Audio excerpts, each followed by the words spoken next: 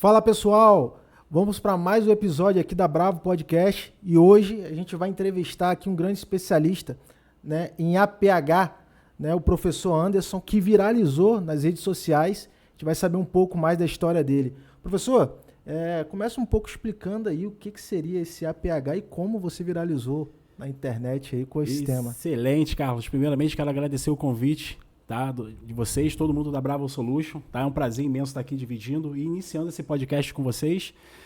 Vamos lá, atendimento pré-hospitalar, que a gente tenta fazer uma redução, né? A gente simplifica chamando de APH.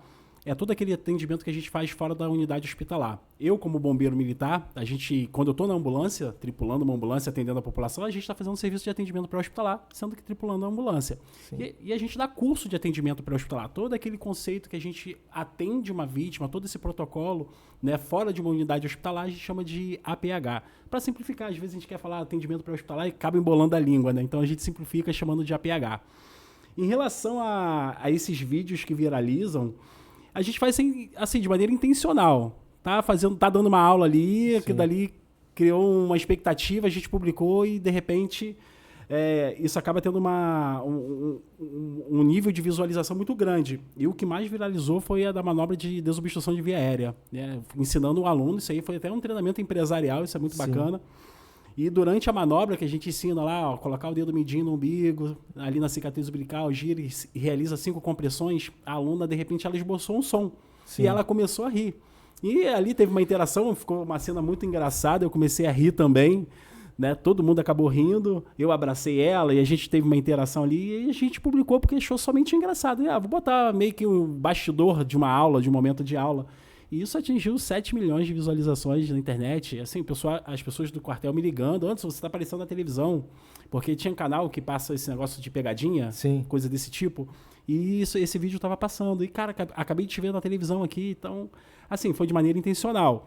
Alguns vídeos a gente percebe que tem uma tendência maior de viralizar, conteúdo que chama atenção, que tem uma cena dramática, que envolve risco de vida. Esses, né, tem um disparo maior de visualização. Ensino não viraliza muito, depende muito, mas a gente está caminhando para chegar nesse nível também de viralizar, transmitindo conteúdo. Sensacional, professor. A galera acaba pegando esses takes aí, cortando e postando, que acaba viralizando, né? E, professor, me conta um pouco mais aí, como começou tudo isso daí, essa sua história, né, trabalhando nessa área. Vamos lá. Bem bacana. Como começou? Isso começou aproximadamente em 2004. Foi meu primeiro curso de atendimento pré-hospitalar. Eu fiz no Esquadrão Resgate, né, com o saudoso Cardim. Ali começou a minha paixão pelo mundo da emergência, né? Tipo assim, amor à primeira vista. Fiz o curso, fiquei apaixonado. Comecei a me dedicar extremamente. Eu vivia atendimento pré-hospitalar praticamente. Eu me dedicava muito, eu lia muita literatura. E se a gente parar para pensar, eu nem sonhava em ser bombeiro nessa época. A gente faz uma conta, 2004, eu entrei no bombeiro em 2008. Então, assim, eu não tinha pretensão nessa data ainda de ser bombeiro. Eu só gostava de emergência. Já era profissional da saúde, já tinha formação, mas não pensava em atuar como bombeiro militar. E comecei a fazer o curso de atendimento pré-hospitalar, simulação, técnica. Acabei me apaixonando por esse universo que é a emergência. E depois que eu fiz o curso, eu tive uma vontade de virar monitor, porque eu queria me especializar. Falei, vou virar monitor, Cardim, quero ser monitor, quero aprender mais com vocês. E eu já tinha uma vida um pouco corrida, acabou que eu perdi as inscrições, perdi o tempo. O pessoal fez a inscrição para o curso, eu não consegui me inscrever. Depois que o pessoal estava conversando, antes você fez a inscrição para ser monitor, eu falei, não fiz. Aí eu fui falar com o Carlos. Carlos tá comigo até hoje, a gente tem contato. Carlos, preciso fazer inscrição para entrar na monitoria. E o Carlos, antes não dá mais tempo. Aquele ali foi um balde de gelo na minha vida, pelo incrível que pareça. Mas assim, eu tô falando momentaneamente, né? Ali o mundo acabou. Eu falei, calma assim, não pode, a gente fechou, não tem como voltar atrás. Aí bateu uma certa frustração. Eu falei, não é justo, gostava muito do APH, eu gosto muito do APH, tô me especializando, tô lendo, tô me dedicando. Enfim, naquele momento eu comecei a desistir do APH. Recebi o não, peguei o curso, aquele conhecimento, guardei para mim, aposentei algumas coisas, não coloquei em prática naquele momento. Acho que um ano depois, alguns meses depois, eu consegui trabalhar no SAMU, foi, né, meu primeiro convívio com a ambulância, trabalhei no SAMU de São Gonçalo. Mas, enfim, esse desejo acabou morrendo, caindo por terra. Eu falei, não quero mais saber de atendimento pré-hospitalar, lá abandonei tudo. abandonei tudo. De fato, quando a gente se dedica ali para algo ali, a gente acaba se frustrando, né? É complicado demais. Ainda mais quando a gente se dedica por anos, né, para uma profissão ou para passar em alguma coisa. Mas como que foi, né? Como você, né, como foi o sentiu retorno, naquele né? momento ali que você não conseguiu atingir esse objetivo? Então, como eu não consegui, eu fui procurar outras metas, fazer faculdade, né? Porque nessa época era técnico. Aí eu falei, vou fazer faculdade. Tinha outro trabalho, então conjugava o trabalho que eu tinha e fazer faculdade. E as coisas foram acontecendo de maneira normal, até que eu conheci um vizinho que era bombeiro militar. Tinha um vizinho que era bombeiro e dava aula. Sim. Aí eu comecei a pegar amizade com ele, a gente conversava muito no condomínio, negócio de bombeiro e tal, resgate, um assunto que eu gostava. Ele me chamou para dar aula com ele. Falei, vambora. Mas eu não tinha habilidade para dar aula. Isso também é importante a gente falar, que as pessoas acham que assim, tudo é dom. Não, você tem que ser lapidado. Tem um treinamento ali, né? Tem que ter um treinamento. Então eu comecei, mas eu não falava diretamente com os alunos. Eu comecei com a parte prática. Sim. E o meu primeiro tema que eu falei, eu lembro até hoje, foi fraturas. Pô, legal. Porque é mais fácil, né? Qualquer desvio da estrutura Sim. óssea, perda da continuidade, qualquer trinca, rachadura, fissura, a gente considera fratura. Então eu comecei falando esse tema que é mais fácil, né, da gente interagir, ensinando a parte prática ao aluno. Eu sempre fui muito técnico, isso é uma coisa que chama muita atenção. E o curso que eu fiz também me ajudou, me lapidou nesse sentido. Então, quando o assunto é imobilização, tem como fazer com muita técnica. Se você se dedicar, se você treinar, tem como tu ficar perfeito naquilo ali. Então, eu me dediquei muito. Então, eu chamava atenção por conta dessa parte prática. Então, eu comecei dando aula de fraturas, auxiliando, né? Melhor na parte, né, de imobilização. Até que teve um dia que ele virou assim, hoje a aula é contigo, você que vai falar. Agora é aquele desespero de montar a aula. E caramba, e agora? E o que eu vou falar? A voz tremia, eu engasgava, enfim, mas saiu. Com muita dificuldade, precário, mas saiu. Depois da parte que eu comecei a me familiarizar com a aula, tudo é costume, é treinamento. É treinamento. Igual hoje a gente estava conversando, falar, tá de frente para a câmera, para mim hoje é uma dificuldade. Sim. Muita gente olha assim, duvido, Anderson. Você é tão descontraído na aula. Mas cada um tem uma limitação. E hoje a minha limitação é a câmera. Tanto que a gente está aqui, pelo incrível que pareça, estou normal. Né? O ambiente também muito satisfatório, muito, muito cômodo. E depois que a gente começou a falar de fraturas e cada vez mais se especializar no tema, eu decidi, de repente, tomar um horizonte diferente. Eu falei, cara, acho que eu não preciso ficar preso só a fraturas. Eu posso, de repente, falar sobre um RCP. Aí eu comecei a me dedicar mais para poder alcançar outros temas. Pô, legal, professor, legal. E assim, qual foi o momento, né, que você percebeu que isso poderia se tornar algo bem maior, né, no digital, né, alcançar milhares e milhares de pessoas aí com esses conteúdos? Então, começou, só para o pessoal entender, ali, quando eu comecei a dar aula com esse amigo que era bombeiro, não era nada, como é que eu posso te dizer, legalizado seria o tema correto, o termo correto, não era legalizado. Sim. Eu comecei a falar o seguinte, irmão, vamos fazer o seguinte, vamos montar um CNPJ? Legal. Vamos montar uma empresa. Vamos começar a estruturar um negócio sério, né? Fazer um negócio sério, e é isso aí. Comecei a fazer folder, tinha um tio que trabalhava com produção, tinha habilidade com internet, falei, irmão, faz um folder aí pra mim, por gentileza, me ajuda a fazer um folder, eu preciso divulgar um curso. Ele fez o folder, a gente começou a divulgar. E ali eu já estava começando a dar aula meio a meio com ele. Sim. Lógico que eu não tinha a mesma habilidade que ele, que estava muito mais tempo, né, do que eu. Apesar de naquela época ele já era bombeiro, tinha mais expertise no assunto, querendo ou não, o corpo de bombeiros dá essa expertise para todos nós. Né? Então, ele já confiava em mim para dar boa parte da matéria. Até porque muitas das vezes ele estava de serviço, eu tinha que cobrir ele na sala de aula. Aí veio a parte triste da coisa. Teve uma vez que eu estava prestes a realizar um simulado, ou seja, o nosso curso tinha duração, se eu não me engano, acho que de 2 meses acabava o curso, a gente ia para um simulado. Esse simulado é tipo assim, é fora do curso. A gente ia para um lugar, passava 2 dias lá treinando, né, fazendo simulações, e quando terminava esse simulado, o aluno recebia a certificação.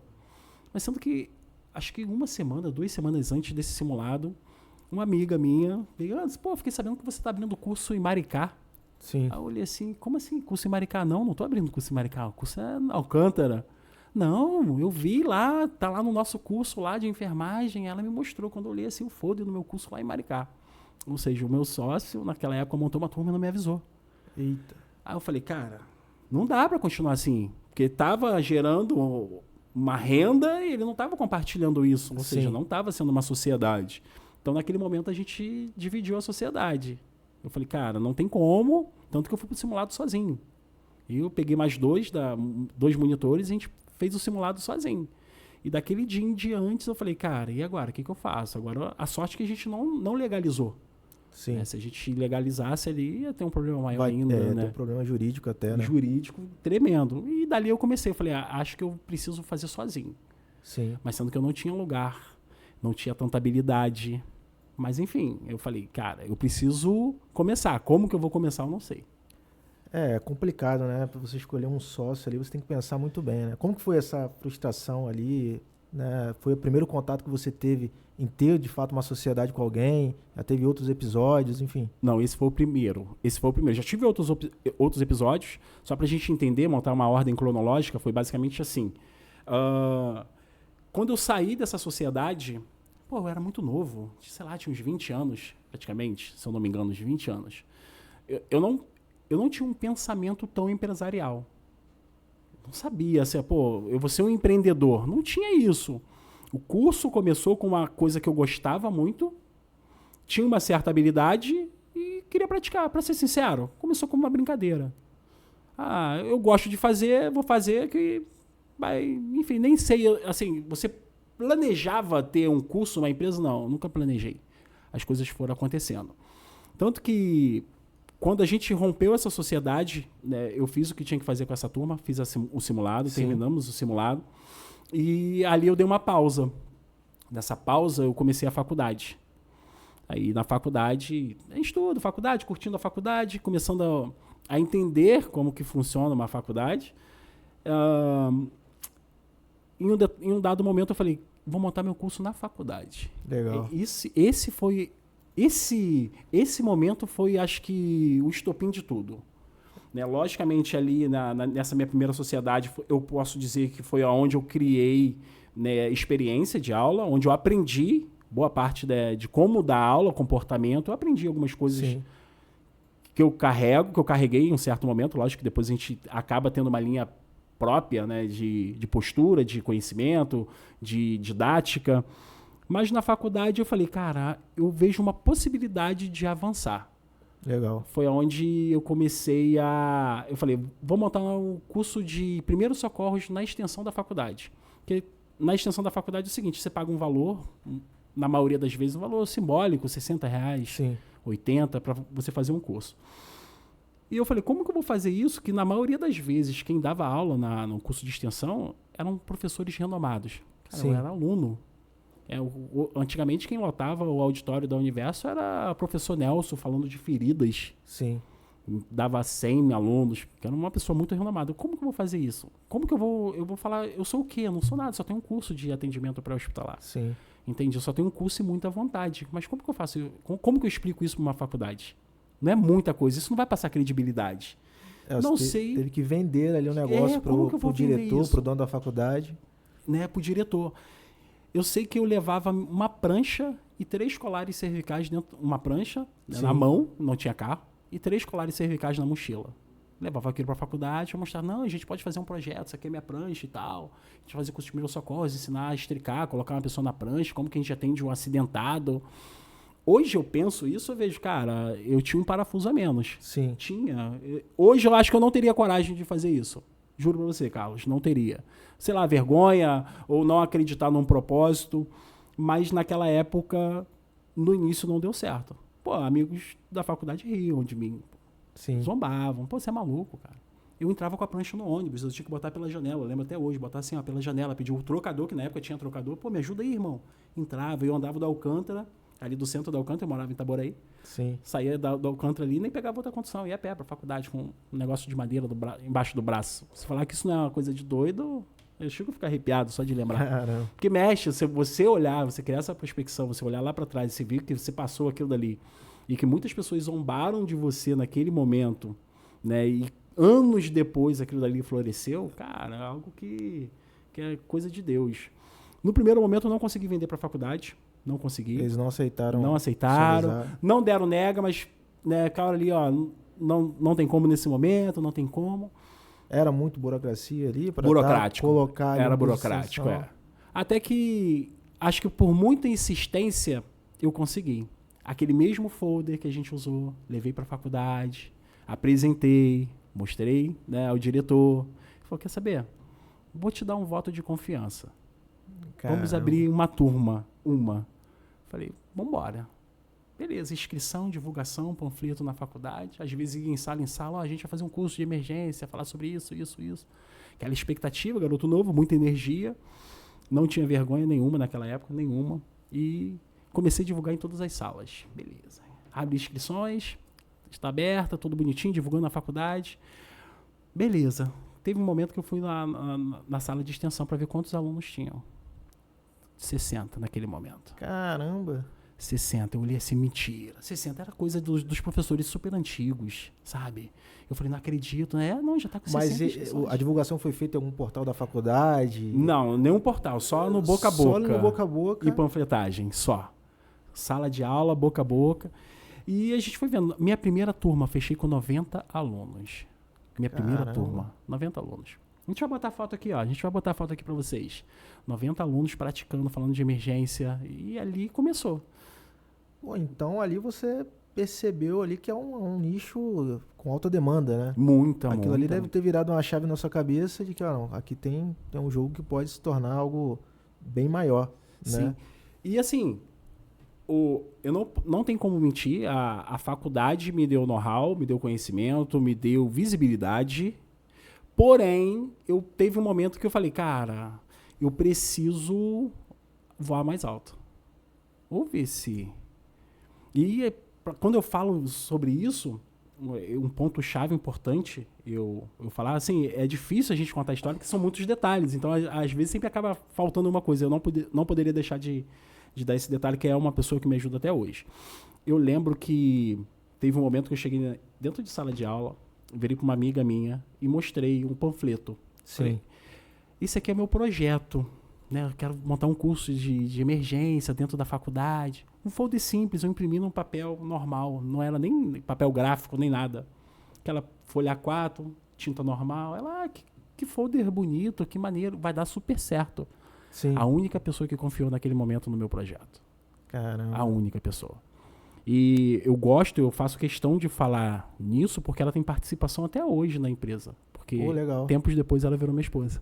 Legal. Maneiro, Sensacional, pô. E assim, lá atrás ela confiou no meu projeto. Sim. Lá atrás ela confiou no meu projeto. E quando eu fidelizei, a gente formalizou, ela estava do meu lado. Sensacional. Hoje ela participa muito mais frente às câmeras junto comigo do que antigamente. Antigamente ela era só bastidor. Sim. Bastidor. Hoje em dia não, todo mundo já conhece a Vanessa. Né? Quando fala a Vanessa da Nancy Rio, a Vanessa do Cor, Sim. porque hoje ela não fica somente atrás dos bastidores. E hoje a gente também entendeu. Eu hoje sou a figura que divulga, que fala, que mostra. Sim. E ela é a figura que organiza. Ela é a mentora. Igual eu estava conversando com você. Vou trazer ela aqui. Sim. Porque ela é a alma do traz coisa. as ideias ali. Ela de traz as conteúdo. ideias. E assim, a gente viu aqui, eu vi o seu Instagram, você teve um alcance ali de mais de 7 milhões em um vídeo, né? As pessoas te reconhecem na rua quando você anda? Como que é isso daí? Depois que você viralizou aqui... Então, foi? assim, conhece. Eu acho até estranho. Eu acho eu sou muito pé no chão. Acho que quantidade de curtidas, quantidade de like, de seguidores não influencia no que você é, né? Eu acho que, logicamente, tem que te influenciar de maneira positiva, te motivando. Se você está motivado, se você corresponde a essa energia dos seus alunos, eu acho isso legal. Mas eu não deixo isso subir para a cabeça. A gente encontra aluno toda hora, na rua, toda hora. Toda hora, Você quer galera. deixa eu tirar foto contigo. E o momento que eu mais curti isso foi, e já mais pra frente a gente vai contar essa história, foi quando eu tava no 20º, em São Gonçalo. Porque assim, o meu maior público é São Gonçalo e Niterói. Caramba. E a minha trajetória no bombeiro, a maior parte dela foi no Rio. Então é raro encontrar, eu encontrava, mas é raro. Quando eu trabalhava no quartel de São Gonçalo, toda hora. Eu tava na rua, fala professor, deixa eu te ajudar aí no resgate. Eu tava dentro do hospital, fala professor. Então, vocês toda hora encontra, toda hora é foto. A gente foi para um evento agora no Xingu, ano passado. Sim. no Xingu. A gente foi tratado como celebridades, sabe? Pô, legal, foi muito legal. É bem bacana, é bem bacana. Eu gostei muito da receptividade do pessoal do Pará. Excelente. Pô, sensacional. Então, professor, falando um pouco aqui, né, de loucura, né? Você falou que você levou ali a prancha, ia dentro do ônibus e tal. Como que era isso? Seus companheiros lá de turma te chamavam de louco? Como que você via isso daí, né? Então, isso não me abalava na época.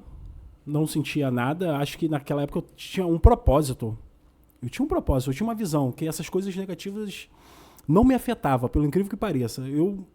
Eu tento imaginar como que eu não me abalei com isso, como que eu não deixei isso me afetar, mas eu não consegui encontrar uma resposta ainda. Eu acho que era dedicação, foco e, de repente, sei lá, acho que vocacionado para fazer aquilo. Acho que eu sou até hoje.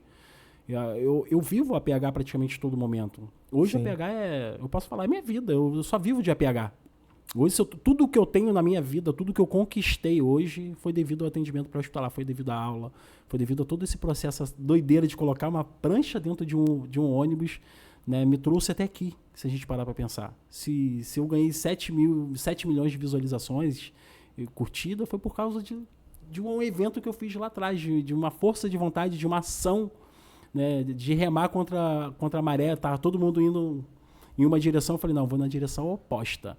E uma coisa importante que eu acho que é legal, que isso sirva de motivação, muitas pessoas que de repente não acreditaram, não confiaram e muitas das vezes até zombaram de mim, anos depois estavam pedindo para colocar currículo na minha empresa. Olha só. Para mostrar como que o mundo dá voltas. É entende? sempre assim, começa sempre, com a zombaria. Sempre. Né?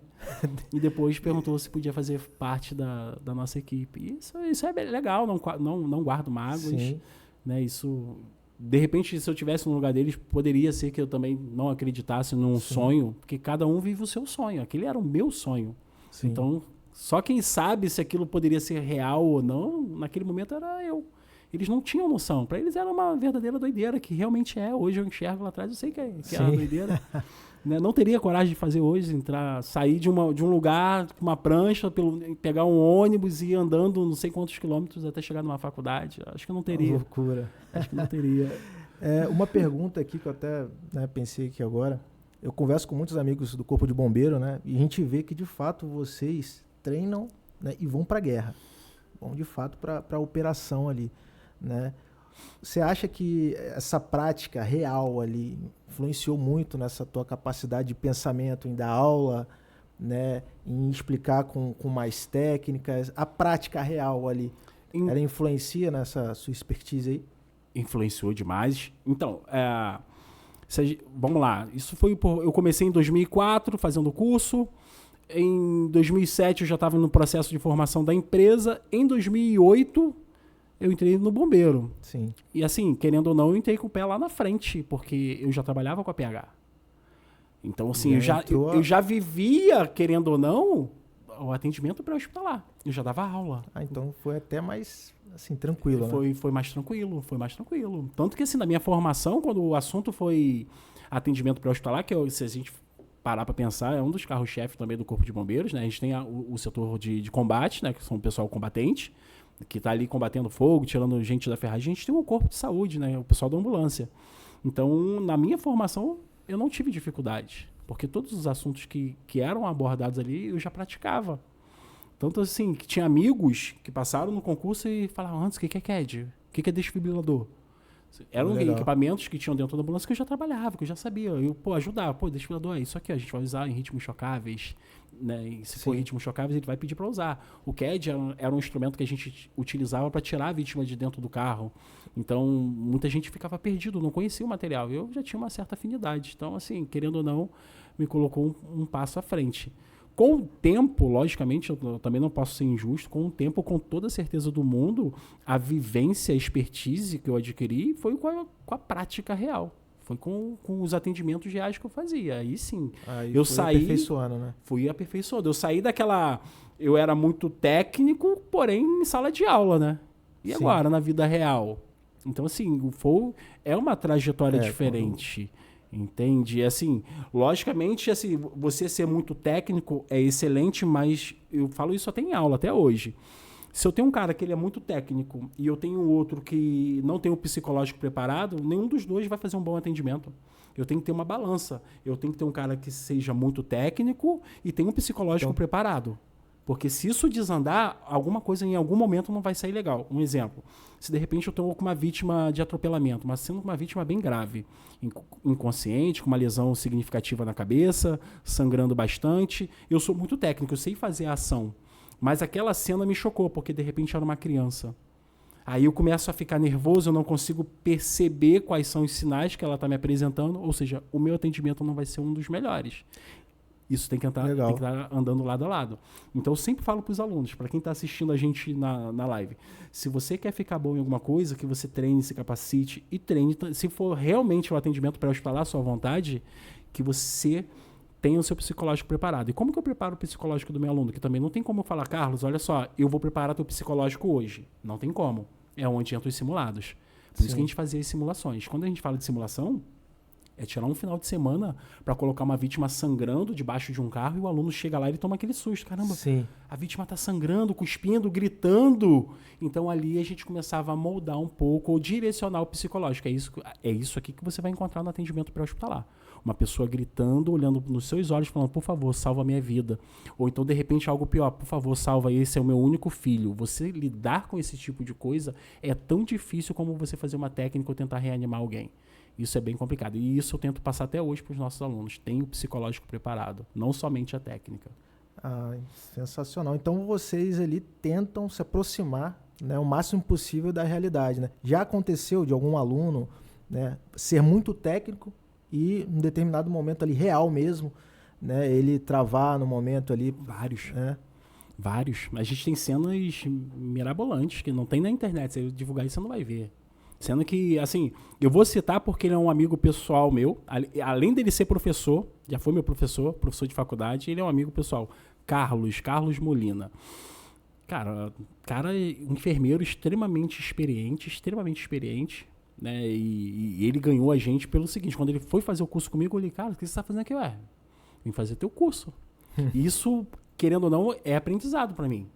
Porque isso mostra que às vezes tem uma pessoa que faz a faculdade, ela acha que acabou, fiz a minha faculdade e já sou bom. Não, você precisa treinar, você precisa se capacitar, correr atrás de conhecimento. Anderson, eu preciso estudar. Eu preciso ter outra visão também de aula. O aperfeiçoamento é constante, né? Constante. Não pode parar. Constante. E Carlos foi fazer o curso com a gente. Cara, a gente montou uma cena lá que a equipe dele também desnorteou. Quando viu aquela cena, trava. Tem cena que a gente faz que é muito real, Carlos. Eu posso falar sem brincadeira. Assim, quem foi aluno do COA aí já sabe a cena que eu tô falando. Coloca um foguinho aí quando vocês estiverem assistindo esse podcast, que é uma cena que... Vou contar uma que a gente não faz mais, mas naquela época fazia muito... Mexia muito com o psicológico dos alunos. Mexia muito. Hoje a gente pode falar porque a gente não faz mais essa cena. A gente, nessa época, fazia um simulado em Iguaba. Sim. A maior parte da turma era formada em São Gonçalo em Niterói, mas o simulado era em Iguaba Grande. Aí beleza, era um lugar deserto e a gente tinha o acampamento onde ficavam os alunos e o acampamento onde ficava o corpo de instrutores e monitores. E assim, era um lugar bem estruturado. A gente fazia uma cena que eu pegava uma monitora minha, que já trabalhava com a gente um bom tempo, e a gente fazia vários ferimentos nela, simulado, né? Uma simulação, vários cortes. E ela ficava num lugar isolada. E eu bradava. Quando a gente fala assim, bradar, é como se estivesse assim, gerando um evento, ou aconteceu um evento. Aí aquela equipe 1 saía em direção a esse atendimento. Quando chegava no local, se deparava com uma pessoa extremamente nua, né, com o corpo tudo cortado. E ela pedindo ajuda. Me ajuda, pelo amor de Deus. Eu tava andando pela rua, eu fui atacada. E assim, sabe, aquela cena, o aluno olhava aquilo ali. Como que você vai imaginar que, de repente, no momento do curso, você vai ver alguém sem nenhum tipo de vestimenta? E, assim, eu ficava, assim, olhando pro aluno vidrado. Quando o aluno era do sexo masculino, eu ficava, assim, olhando para ele. Irmão, você não pode rir. Ele já sabia, não falava. Eu ficava olhando sério para ver qual era a expressão dele. Você via os alunos assim, ó. Outros desviavam o olhar, outros ficavam perdidos, mas em nenhum momento eu via brincadeira. Até todo momento, toda a cena que eu fiz... seriedade ali. Toda a seriedade, porque a gente encarava aquilo com muita seriedade. toda simulação que eu fiz, até hoje na minha vida, a gente coloca muita vontade na cena, muita vontade. Para tentar até mesmo deixar o máximo, chegar mais próximo da realidade possível. Isso é difícil. Você só com maquiagem, se você estiver num ambiente frio, se não tiver uma emoção, se você de repente não tiver um efeito, seja pirotécnico, ou se você não tiver uma energia de como você vai passar aquilo para o aluno, acaba que fica frio. Então o aluno sentia, mesmo sabendo, eu estou num curso, tudo que eu vou ver aqui é mentira. Sim. Mas ele sabia que aquilo dali chegava próximo de uma coisa real e causava desconforto para o aluno. Isso é algo que não tem preço até hoje. Fazer o aluno sentir aquilo, o aluno chorar em cena. Quando eu falo chorar, não é porque eu estou maltratando ou fazendo ele correr quilômetros, que a gente também não faz isso. Mas é você estar numa cena, aquilo te desestabilizar. E você chorar, cara, isso não tem preço. E isso, assim, quando eu falo de chorar, não é porque eu quero ver o sofrimento. Chorou porque ela achou uma brecha. Sim. Essa brecha é a fraqueza dela. Tem que trabalhar aquela brecha. É onde depois eu vou trabalhar. Dependendo do aluno, ou eu faço de novo, se eu ver que ele tem condições, eu vou trabalhar, não naquele momento. Em outro momento eu vou trabalhar essa cena de novo. Que eu quero que ele saia daqui sem essa dor. Então a gente ainda tem essa fraqueza. Assim como tem aluno que chegou lá que não conseguia entrar na água, porque a gente tinha salvamento aquático também. Tinha também. E o aluno não conseguia entrar na água. Eu falava, eu vou botar esse aluno na água. Muda o meu nome se eu não botar, mas não é botar força. É fazer ele entrar sozinho. E às vezes, não consegue entrar sozinho? Vai entrar comigo. Eu vou te mostrar que você pode. Fazer curso de APH não é só dar aula. Você tem que encorajar o aluno. Você tem que mostrar que ele pode. Hoje, uma das maiores dificuldades que eu vejo quando o assunto é ministrar treinamento de atendimento pré-hospitalar, não é só você dar aula. É você mostrar para o teu aluno que ele é capaz. Por que você está fazendo um curso de atendimento pré-hospitalar? As pessoas já pararam para pensar por que as pessoas fazem curso de atendimento pré-hospitalar? Ela tem um propósito. E se a gente parar para analisar o propósito universal da APH, é o quê? Salvar vidas. Sim. Aí eu pergunto, será que todos estão preparados para salvar vidas? Às vezes precisa de um empurrãozinho. Como que a gente vai dar esse empurrãozinho? Motivando, levando ao extremo, fazendo passar sufoco, enfrentando o seu medo. Sim. Antes, eu tenho pavor de água, eu vou fazer você entrar. Eu vou pensar em um jeito de fazer você entrar. Sem te machucar, sem fazer com que você saia dali, né, de repente com o psicológico lá embaixo. O seu psicológico precisa descer. Em um momento ou outro, o teu psicológico precisa descer. Eu faço isso com o aluno também. Eu acho que isso é justo. Mas assim, o instrutor precisa saber dosar isso aí. A mesma mão que bate tem que saber fazer carinho. É muito fácil você, como instrutor, ficar só batendo. Vou fazer o aluno ficar desmotivado. Isso é a coisa mais fácil do mundo. Difícil é você saber oscilar. Sim. Ou seja, fazer a energia dele lá embaixo, o psicológico dele lá embaixo, depois você fazer ele se sentir o melhor socorrista do mundo e você ir dosando. E quando termina o curso, ele olha para você e fala, é a melhor experiência que eu tive na minha vida. Aí você alcancei o que eu queria. Sensacional. É isso. Seria basicamente isso. Sensacional. E professor, você falou que teve, né, as turmas foram crescendo, né, o máximo que você teve aí, né, 90 alunos ali. Como que foi isso depois? Né? Teve outras turmas, você deu continuidade? Então, teve. Então, 2007 a gente começou a estruturar o CNPJ, 2008 entrou com o curso do bombeiro. Né? 2008 virei bombeiro e nesse período eu montei uma empresa. A sócia é minha esposa. Sensacional. Já pega esse gancho. Quem é seu sócio? Esposa. Melhor sócio hoje, na minha opinião. Mas as pessoas falam, mas a esposa você pode separar, então já acho que já está fracassando. Se você entra num relacionamento achando que ele já pode acabar, então melhor nem entrar, cara. Você já está pensando. O casamento é a sociedade. É a sociedade também, isso aí. É a sociedade. Então, hoje, minha dica, que funciona muito bem comigo, se você quer ter um sócio, que seja sua esposa, cara. Né? Ou você vai ser sozinho. Eu falo assim, mas logicamente a gente está generalizando. De repente você pode ser meu sócio e a gente vai se dar bem. Hoje é ela e eu não vejo pessoa melhor no momento, e a gente criou a empresa e ela andando ali lado a lado comigo. Foi um período tenso, a gente viu períodos, assim, formação do bombeiro, turma, lógico que no período de formação a gente teve que cortar Deu uma parada, né? Teve que parar. A gente se ausentou um pouco do curso só naquele período e depois a gente voltou com força total. E quando a gente voltou, a gente praticamente não parou. De 2008 até, 2018 era intenso a PH. Quando eu falo que era intenso, por que era intenso? Porque a gente tinha turma praticamente todo mês, quase todo mês. A gente ficou uns 10 anos assim, todo mês. Era janeiro, fevereiro, março, ou de repente fevereiro, março, pulava um mês ou outro. Né? Não vou falar que eram uns 12 meses, mas em média de 6 a 8 meses dando aula direto no ano era. E dali para... Vou botar dali para cá, mas assim, nesse lapso temporal, a gente formou muita gente. E a gente começou a pegar empresas. O impulso foi tão grande, a visibilidade em São Gonçalo, em Niterói, Rio de Janeiro, foi tão grande que algumas empresas falaram, quero você na minha empresa dando aula. Tanto que a gente formou mais de 800 pessoas na companhia Shell. Caramba, sensacional. Multinacional. E quando eu falo Shell, não estou falando do posto de gasolina, eu formava nas estruturas empresariais mesmo, Barra da Tijuca, Barueri, Vitória. Eu ia nesses lugares para dar aula e formar socorristas. Então, assim, passei muitos anos também dando aula nesses lugares, formando socorrista. E é outro mercado também, né? Outro mercado, trabalhar em companhia. Você está atendendo uma empresa. Tem as pessoas que querem se posicionar no mercado, quero fazer um curso de socorrista ou de vigilante, mas aí você encontrou outro público, né? O público institucional.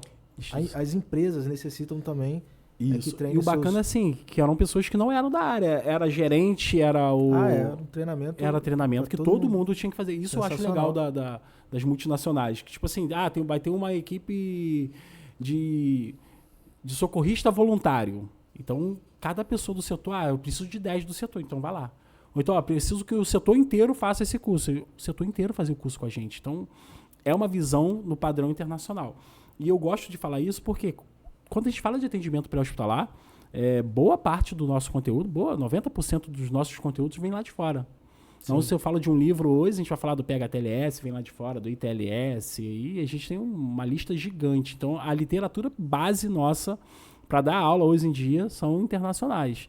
E essa empresa ela usa todo esse padrão lá de fora. Não, eu quero que os meus funcionários façam X horas de carga horária desse curso. E foi daí que a gente começou a crescer. Mais ainda, quando a gente começou a pegar treinamento empresarial, além do know-how, né, tem a parte financeira, que também é diferenciada. Sim. Né, você acaba capitalizando mais também, você tem mais recurso. Então, também é algo que ajudou muito a alavancar a empresa. Sim, legal. Então, professor, você disse que passou por vários quartéis ali que foram verdadeiras escolas, né? O que o socorrista aprende na prática que nunca vai aprender ali em sala de aula? Eita, essa aí a gente já deu um spoiler, né? O que você vai ver na prática que a gente não consegue muitas das vezes transmitir em sala de aula é essa parte do psicológico. Isso é fato. Técnica todo mundo aprende.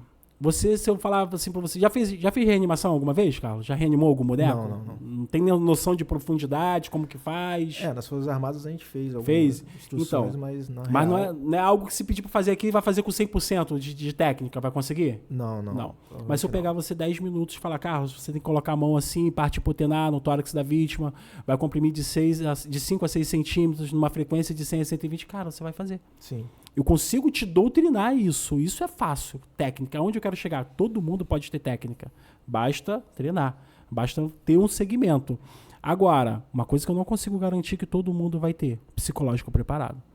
Se eu ver uma criança, de repente, perdendo a vida Será que todo mundo que está assistindo esse vídeo consegue imaginar se, de repente, eu participo de um... Tô andando na rua e vejo um carro atropelar uma criança e ver essa criança agonizando, será que todo mundo vai ter o sangue frio de ir ali colocar a mão na vítima e fazer o atendimento, prestar os primeiros socorros? Será que todo mundo vai conseguir ver essa cena e agir com tranquilidade? Ou será que o coração vai acelerar, a voz vai meio que agarrar, vai começar a bater um certo desespero, vai sentir uma angústia? Isso é o diferencial. É isso que a gente tem que preparar as pessoas para esse tipo de mercado. Você vai lidar com vidas. Uma coisa que eu sempre pergunto para o pessoal...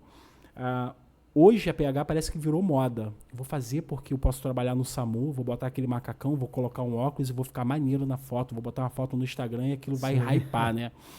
Isso é a parte mais fácil, mas será que todo mundo que tá dando aula, tá ensinando essa pessoa que age dessa maneira, que a PH não é só isso? Quer ver uma pergunta fácil? Se hoje eu pudesse, né, se eu pudesse escolher, Carlos, eu vou fazer um atendimento e pela uma ação do destino... a sua mãe foi vitimada. Eu vou te perguntar, quanto vale a vida da tua mãe, Carlos? Caramba, vale... R$10 paga a vida da tua mãe? Não, 200 conto? 500 mil? nada. Então você consegue entender que eu lido com bens imensuráveis? As pessoas que eu atendo têm pai, têm mãe, têm uma família esperando em casa. Então eu não posso encarar atendimento pré-hospitalar como uma brincadeira. Eu não posso ensinar meu aluno que você só vai na sala de aula, você só vai fazer uma técnica, você vai... Não, você está lidando com bens imensuráveis, que para aquela... Tem alguém esperando ela em casa. Entende? As pessoas que a gente atende tem alguém esperando em casa. Então você é responsável por tentar fazer o melhor pelaquela pessoa. Então isso eu tento passar para o meu aluno. Cara, você está cuidando de vidas. E essa vida para os familiares dela não tem preço. E você é responsável por isso. Então você tem que dar o seu melhor. Você tem que mostrar o seu melhor ali na prática, com todo o seu conhecimento, para tentar tirar ela daquela situação e fazer ela chegar da melhor maneira possível em casa. E só de você falar da minha mãe aqui já me levou para um pensamento desconfortável. Imagina a gente estando na cena. Pode ser minha mãe, pode ser minha irmã. Pode então, ser. assim, a gente tem que pensar nisso mesmo. É uma reflexão que eu faço com todo mundo, sabe? Porque se a gente não pensar dessa maneira, a gente vai achar que é algo simples. É só ali fazer um curso. Eu faço uma coisa com os meus alunos, o seguinte, eu brinco dizendo que a gente vai assinar, tem um contrato, mas esse contrato é um outro tipo de contrato, né? Eu brinco com o meu aluno e falo, a gente vai fazer um pacto agora, um contrato, eu e você. Qual é você está pagando o curso, não tá? Então, se você está pagando, eu sou obrigado a te dar uma coisa, conhecimento. O aluno entra, ele faz a matrícula, paga a mensalidade, eu me sinto na obrigação de passar conhecimento para ele. Mas se eu passar só o conhecimento para ele, isso me garante que ele vai ser um bom aluno? Não. Ele pode, de repente, pegar aquele conhecimento, eu vou digerir esse conhecimento, eu vou pegar, eu vou estudar, eu vou me dedicar. Ou ele ouviu aqui, saiu e não vou praticar. Será que ele vai ser um bom aluno? Não vai. Então eu faço o seguinte, olha só, 50% é responsabilidade minha. 50% eu vou te mostrar o caminho da onde você tem que chegar. Os outros 50% é dedicação sua. Então a gente é uma equipe hoje. Eu te dou 50% da responsabilidade, os outros 50% a responsabilidade é sua. Você tem que correr atrás, tu tem que estudar, tu tem que praticar, tu vai ter que se dedicar. Se não fizer isso, você não vai chegar na excelência. Então seria basicamente isso aí. Até para o aluno sentir, cara, ele está me cobrando também, né? Porque se você não... Porque hoje, como tudo na vida, se você fizer de maneira superficial, você vai ser igual a todo mundo. Sim, hoje a gente tem que estar em cima da média. Com certeza. A gente vê o professor que foi aprovado, né, em mais de 5 concursos, se eu não me engano, que estava no último podcast aqui da Bravo. Sim. Então, quanto tempo esse cara estudou? Sim, dedicação. Ele falou que passou mais de 24 horas estudando, praticamente um dia inteiro. Sim. Dedicação. Se hoje ele passa no bombeiro como oficial, passou para soldado, isso por quê? Porque ele se dedicou. Sim. Você acha que se ele de repente não abrisse mão de ir para uma balada, de repente de ir para farra, você acha que ele ia passar em todos esses concursos? Não. Não, ia dedicação. Ele falava que sonhava com as questões.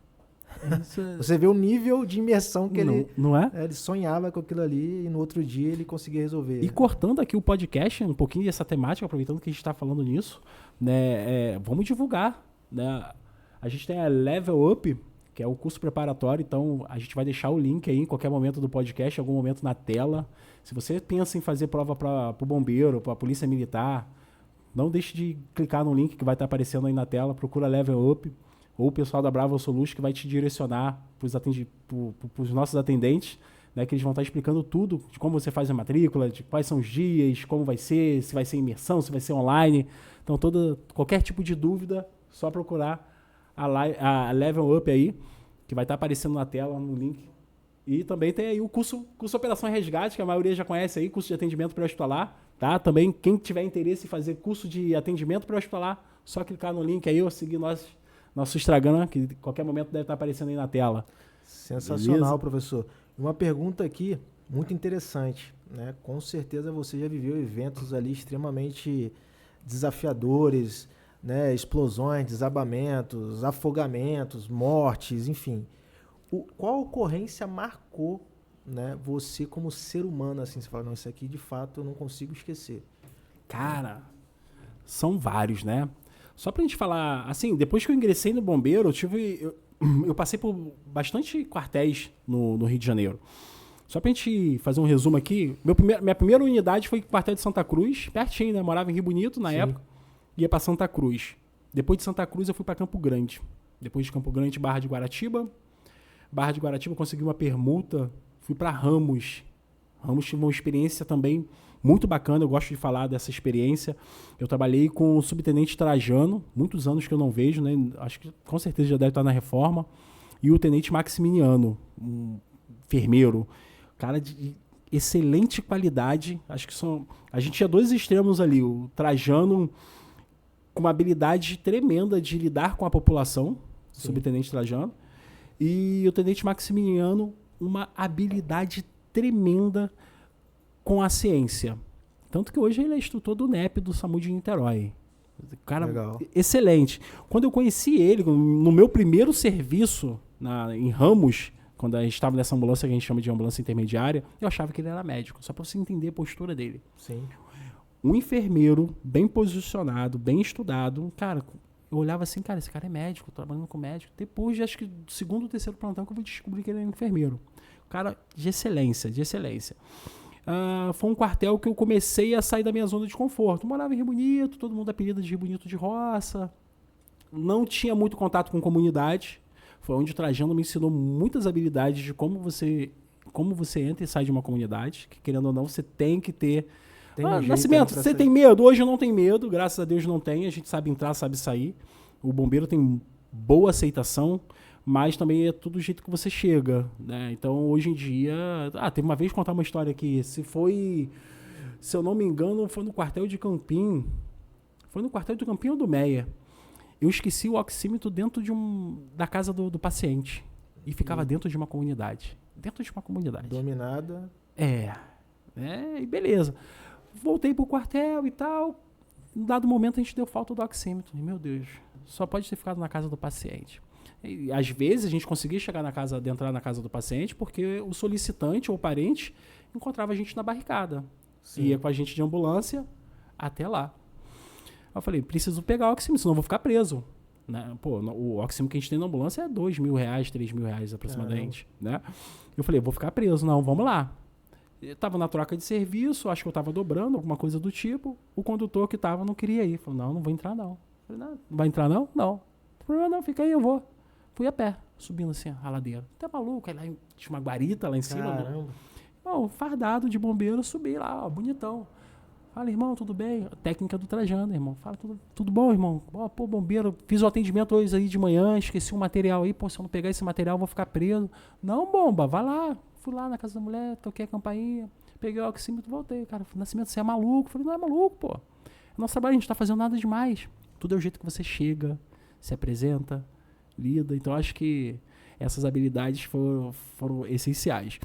Aí, beleza. De Ramos, eu consegui ir reduzindo. De Ramos, eu fui pro Meyer. Do Meyer, fui pro Central. Central, a gente vai dar uma pausa aqui para poder falar do Central, que, lógico, eu tenho respeito e carinho por todos os quartéis.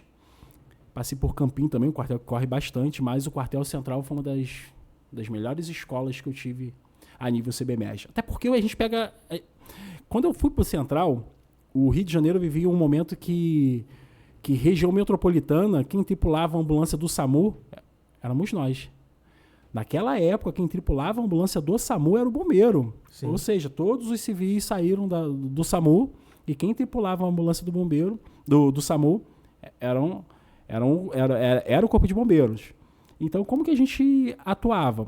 A gente fazia duas funções. Como você estava com a ambulância do SAMU, né, a ambulância aérea do SAMU, toda configurada do SAMU, somente os militares, que eram do Corpo de Bombeiros, a gente fazia as duas demandas. Eu fazia a demanda do SAMU e fazia a demanda do bombeiro. Ou seja, falando a grosso modo, é como se eu tivesse fazendo todos os tipos de atendimento domiciliar, que seria, em tese, praticamente, né, a atividade fim do SAMU, e fazia toda a parte de emergência, salvamento, atropelamento, colisão, que é, né, específico do bombeiro. Então, a gente fazia os dois. Então, era comum, em alguns dias, você fazer 13, 17 eventos, que é muita coisa. Tu consegue imaginar 17 eventos por dia?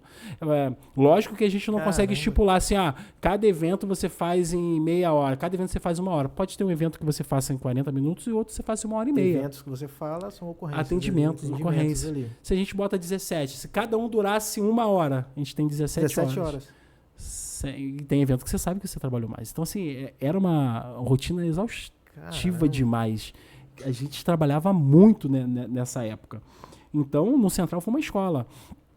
E pegando essa pergunta que você falou, o quartel que te marcou e os eventos que me marcaram, tudo começou no Central. Logicamente que tem outros eventos, cada quartel vai ter um evento específico, mas eu acho que o quartel que eu mais presenciei e mais tive aprendizado foi o quartel Central. Isso tudo começa em 2010. Se você parar para pensar, cara, antes começou em 2004, entrou no Bombeiro em 2008, em 2010 ele já está falando evento de grande, né, de crise, vamos chamar assim. Ou seja, quando a gente fala evento de crise, é aquele evento que tem uma grande proporção. Em 2010 a gente teve o Morro dos Prazeres. Não sei se vocês vão lembrar, aquele desabamento. Teve o Morro dos Prazeres e Morro do Bumba, quase na mesma semana. E ali foi onde a gente colocou o psicológico à prova. Cara, vamos ver se o psicológico tá bom. Lógico que você não fica pensando isso. Mas ali eu fui testado. Teve uma cena que no final a gente pode comentar, em algum momento do podcast a gente pode comentar um pouco sobre ela, mas você chegar num local, você vê mais de 15 casas igual papel, entende? Sim. Tudo amassada, toda soterrada, e você vê laje como se fosse um... Acabou a laje, não tem mais nada, a estrutura está despedaçado. Pessoas extremamente desfiguradas pela compressão de todo esse material em cima dela e fora dos limites compatíveis com a vida, consegue entender onde não tem mais o que fazer.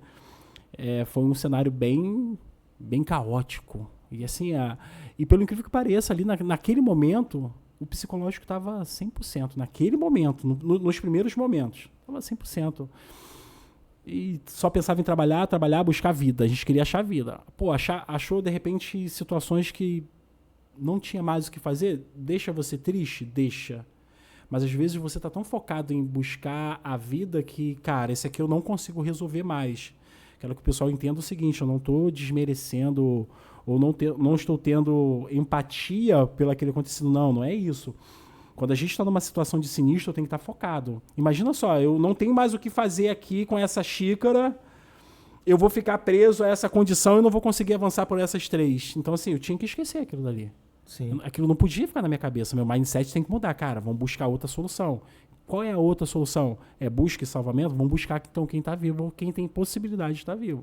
Então, quando eu encontrava pessoas que não tinham mais o que fazer, eu conseguia virar a página. Virei a página, não tem mais o que fazer. Tu pensa, foi um acontecido, aí respeitando a crença de cada um, foi obra do destino, foi o acaso, infelizmente, enfim. Eu esqueci aquilo dali, é pro meu próximo objetivo. Vamos caçar qual é o nosso próximo objetivo, é encontrar alguém com vida. E ali teve momentos bons e momentos ruins. É o que eu sempre falo. Vai haver momentos ruins que você tente tirar alguma lição desse momento ruim. Sim. Infelizmente, todo mundo que escolheu o atendimento pré-hospitalar vai precisar lidar com isso. Isso já deixa essa dica para vocês. Todo mundo que quer ingressar no mundo da emergência, prepare seu psicológico, porque nem sempre a gente vai ganhar. As pessoas às vezes querem vender o seguinte, você é socorrista, você é bombeiro, você só vai salvar, você vai ser o herói. E nem sempre a gente é o herói, às vezes a gente perde. Pô. E muitas das vezes tem perda que machuca. Machuca. Você chega em casa, às vezes você chora. Sim. Às vezes você chega em casa, você está mais calado, a sua família pergunta o que aconteceu, você não quer falar de tão violento foi aquele cenário que você viu, você não quer levar para tua família. Sim. E às vezes você guarda aquilo. E dependendo da maneira que você guarda, isso pode te fazer mal. Hoje a gente vive num mundo que as pessoas estão tendo um olhar diferente para a saúde mental. Sim. E é uma deixa que eu já deixo. Pô, todo mundo que trabalha com atendimento pré-hospitalar tem que ter um cuidado com a saúde mental, que você vai ver coisa que as pessoas normais ou convencionais não vão ver. Você vai lidar com dor que pessoas nem imaginam. Entende? Então você lidar com isso é um pouco complexo. É bem pesado. Uma curiosidade aqui, professor, como que você lidava com essa vida praticamente sem descanso com suas turmas ali, né, de ensino? Antes de te responder isso, eu posso passar uma situação que me marcou aqui? Eu acho que antes da gente falar pegando esse gancho ainda do Morro dos Prazeres, só para o pessoal entender o que é lidar com a dor, porque isso me machucou durante muitos anos. Deixa eu só explicar isso para vocês. Isso machucou durante muitos anos e hoje é uma cicatriz. Então, dependendo da experiência que você tiver dentro do atendimento pré-hospitalar, naquele momento pode te machucar. Vai te deixar triste, você vai acordar de noite espantado, lembrando daquela cena. Hoje, você passa por isso, Anderson? Não estou dizendo que eu sofri. Eu acho que eu aprendi a lidar com algumas coisas. O meu corpo aprendeu. Não estou dizendo que eu não vou sentir. Eu vou sentir, mas é de maneira diferente. E eu passei por uma situação no Morro dos Prazeres que ficou gravado no meu coração até hoje. Eu não consigo esquecer. Então, conforme eu falei, tinha situações que não tinha mais o que a gente fazer. Não tinha como. Limites incompatíveis com a vida. Então, a gente estava ali trabalhando o dia inteiro, tirava bloco de pedra, coluna, quebrava, enfim, todo aquele material o dia inteiro, chuva, você molhado e não tem hora para comer, e quando você come são aqueles lanches que a gente precisa fazer de maneira rápida. E, enfim, a hora foi passando. Quando chegou, se eu não me engano, por volta de 3, 4 horas da tarde, se eu não me engano,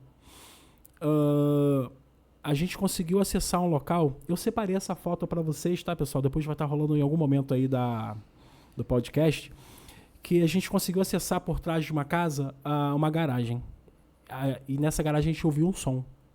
A gente chamava e era respondido somente por um estímulo verbal. Tem alguém aí? A gente conseguiu ouvir a voz de uma criança. E, cara, era tudo que a gente queria. Porque a gente estava ali lutando, querendo o quê? Achar uma vida. E naquele momento a gente achou. Então, cara, a gente vai dar...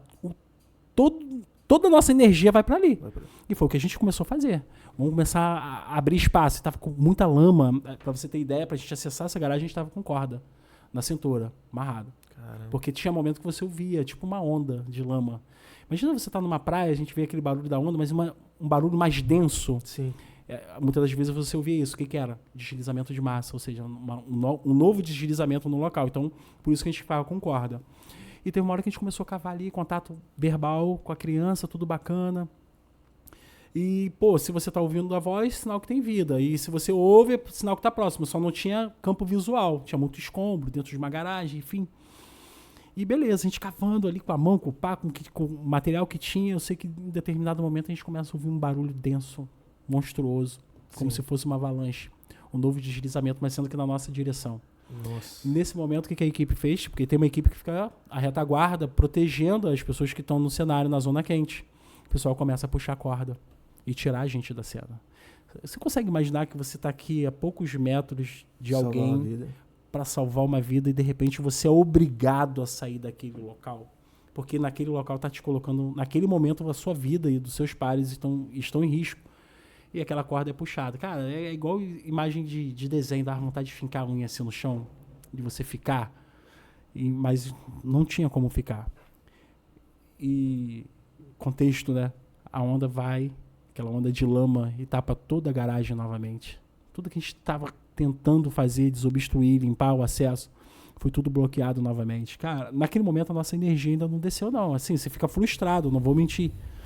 Mas o nosso objetivo era salvar, e a gente estava com isso na cabeça. Então vamos salvar, vamos continuar. E a gente continuando. E a hora foi passando, a noite foi caindo. E minutos depois a gente conseguiu o nosso objetivo. Mas não foi do jeito que a gente queria. A gente conseguiu achar o garoto, a gente conseguiu pegar o garoto, mas naquele momento já era tarde demais. Ele não estava com vida. Isso me machucou bastante. Sabe que a imagem que eu tenho, deixa eu ficar arrepiado. A imagem que eu tenho é como se eu estivesse na mesma distância que a gente está aqui, Carlos. Se eu quisesse, de repente, apertar a tua mão. E quando eu estou quase apertando a tua mão, de repente, do nada, algo maior do que a gente nos obriga a gente se afastar. Então, basicamente, naquele momento foi isso. E me marcou até hoje. Um momento, de repente, me fez mal. Hoje é uma cicatriz. Mas é o que eu falo, se você não souber trabalhar, essa cicatriz pode virar algo grande. Então... de fato, professor, você falando aí, eu montei aqui a imagem na minha cabeça, imaginando meu sobrinho, a minha filha. A gente imagina. É algo muito forte. Eu tô até me segurando aqui para não me emocionar, né? A gente fica imaginando assim um pai que tá ali, eu não sei se algum dos parentes estavam perto, né, torcendo para vocês salvarem a vida Sim. dele e, né, por esse episódio aí ter, né, que abandonar, enfim, é algo assim assustador, né? É muito, muito. Eu também me emociono demais quando eu vou falar dessa situação. Eu gravo, eu falo para os alunos e eu falo assim, não é querendo ganhar algum tipo de know-how, pelo contrário, até porque não tem porquê, mas é para mostrar o quão difícil é a gente trabalhar com esse assunto. Tamanha responsabilidade que o atendimento pré-hospitalar te coloca a situação. Hoje, né, nessa situação, foi essa que a gente foi obrigado a sair. Vai existir um momento que você vai ser obrigado a fazer uma escolha. Consegue entender? E quando eu falo de escolha, a gente pode até falar de uma matéria específica. Incidente com múltiplas vítimas, a gente chama de IMV. Né? Imagina só, você chega num cenário, um exemplo, um ônibus caiu numa ribanceira. Quantas pessoas tem dentro de um ônibus, entende? Passou de 5 pessoas, a gente já considera um incidente com múltiplas vítimas. Sim. E, de repente, eu vou contar isso também, tem um slide que eu vou mostrar isso para vocês. Isso aconteceu quando eu estava no Central também. A explosão de um restaurante ali na Praça 15. De repente, algumas pessoas podem lembrar disso. Um restaurante explodiu, dezenas de pessoas foram feridas. A minha ambulância foi a primeira a chegar no local. Então, quando a gente fala de triagem de vítima, muitas das vezes, lógico, isso entre aspas, basicamente você precisa fazer uma escolha. Quem tem maior possibilidade de vida? Quem tem maior possibilidade de ser salvo? Então, a gente vai passar. Pô, tá respirando? Não. Pô, você classificou, cinza. Tá. Opa, tá respirando, legal, tem possibilidade. Essa aqui tá andando, então bem, você é verde, vai sozinho. Então, muitas das vezes você vai ter que escolher quem você salva primeiro, quem vai receber o atendimento primeiro. Isso também não é fácil. Demorei um tempo para aprender aprender e entender a técnica de como que eu trato no ambiente, né, no holocausto desse. Como que eu faço, como que eu aplico a técnica, né, de atendimento para, que a gente fala até o método START, para incidente com múltiplas vítimas. Isso também não, no início não é fácil não. Você entender. Por quê? As pessoas têm a ideia do seguinte... as pessoas sentem, eu falo porque eu senti isso também, o aluno sente o seguinte, parece que eu estou escolhendo quem vive e quem morre. Mas não é, você não está escolhendo. Você vai aplicar a tua energia para quem tem maior chance de sobrevida. Sim. Entende? Exemplo, se tem uma pessoa em parada, dependendo do recurso que você tiver, você não pode reanimar aquela pessoa ali na cena. Porque se você reanima, você está tirando a possibilidade daquela pessoa que está com sangramento, com uma compressão direta, um curativo compressivo, de repente estancar. E você teria possibilidade de salvar. Então essa é a regra. Essa é a regra. Analisar e ver quem tem... Se você faz RCP aqui, se você reanima essa pessoa que já tá ali, que já não está mais respirando, é uma vítima de trauma, aquela pessoa que está sangrando vai morrer. Porque quando você for para ela, já sangrou o suficiente para entrar em parada cardiorrespiratória. Então você lidar com triagem, você tem que saber isso aí. Precisa entender como que funciona esse processo de triagem. Senão você desequilibra. E assim, nem parece, porque você é simpático, conversa, alto astral, né? Passando por todas as experiências assim, a gente imagina que é uma pessoa, né, um pouco amargurada, enfim, mas não, a gente vê uma pessoa totalmente diferente quando você chegou aqui. No... Sim. Eu não sei explicar. É o que eu falei. Tudo que eu tenho hoje na minha vida, quem me deu foi atendimento pré-hospitalar. Então eu carrego isso como um troféu. Quer ver uma coisa que me chama muita atenção? Eu vou falar não no meu campo visual, pelo que as pessoas me falam. Pelas unidades que eu passei. Cara, quando eu chego no quartel, você falou, pô, se você é conhecido, às vezes eu chego no quartel, todo mundo fala, cara, é o professor. Sim. E é ruim, às vezes, você passar por isso, sabia? Porque as pessoas esperam muito de você. Tem dois fatores. A pessoa espera muito de você, que eu acho plausível, legal, e tem outros que você, de repente, pode aborrecer. Pô, chato, vai querer me ensinar. Vem pra cá pra dar aula. Sim. E às vezes, cara, eu me respeito. Se você trabalha comigo, eu não vou ficar te ensinando. Depende. Você quer aprender? A gente pode dividir conhecimento? Show. Agora, eu não tô ali pra te ensinar. Não é minha função. Ou seja, então não é uma obrigação. Por que eu falo isso? Porque, de repente, você não é bom de trabalho. Você não é bom de trabalho. E você não quer aprender. Se, de repente, eu te der uma dica, você não quer absorver, eu vou conseguir mudar? Só se eu te escrever, eu vou te participar. Fulano tá fazendo errado. Entende? Então, eu não vou ali com essa intenção. Cara, o que eu falo pro pessoal, minha linha de raciocínio é essa aqui, ó. A gente faz esse caminho. Quer vir comigo? Pô, vambora. Vamos somar? Vamos. Hoje, a maioria da equipe que eu trabalhei sempre foi 100%. Eu posso falar. Assim, tem pessoas que marcam a nossa vida profissional. Então, assim, em primeiro lugar tá o Salles do Central, mesma graduação que eu. E Salles, a gente teve um bom... Salles não estava no Morro dos Prazeres comigo, não foi o Salles, não. Mas a gente tinha um bom entrosamento. Por quê? O Salles sabia que eu era muito bom no APH, essa parte de trauma. Então ele falava, Nascimento, quando for trauma, o que você falar é lei. E Salles já era muito experiente com essa parte clínica, ele já trabalhava em hospitais. Sim. E ele falou, quando for parte clínica é minha. Eu falei, já é. Então a gente ali dividia, não tinha esse negócio, porque eu sabia mais, não. A PH eu podia opinar um pouco mais. Quando era clínica, ele opinava um pouco mais. A gente respeitava um outro. Né? Eu poderia citar vários outros. Aí o último também, que pô, a gente trabalhou muito.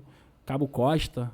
Costinha mandando um abraço aí. Um salve aí pro Costa e pro nosso pro Salles Silva.